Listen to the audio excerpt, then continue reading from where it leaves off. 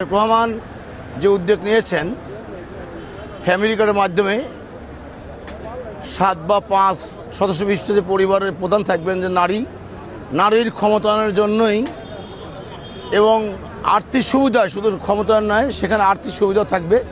সেই সুবিধার জন্যই সেই ফ্যামিলি কার্ড প্রথম বছরে 50 লক্ষ এবং ধারাবাহিকভাবে 5 বছরে 4 কোটি পরিবারের এই কার্ড দেওয়া হবে, যাতে করে সমস্ত পরিবারগুলোই স্বাবলম্বী হয়ে ওঠে। এটা আমরা আশাবাদী যে তিনি অবশ্যই সেটা বাস্তবায়ন করবেন। পরিবারগুলো বাস্তবায়ন হলে দেশ হবে স্বাবলম্বী, উন্নত, ক্ষুধামুক্ত, দারিদ্র্যমুক্ত। আমরা আশা রাখি এটা অন্য কোনো দলের, রাজনৈতিক দলের কর্মসূচি ছিল না অতীতে। এটা একটা নতুন কর্মসূচি।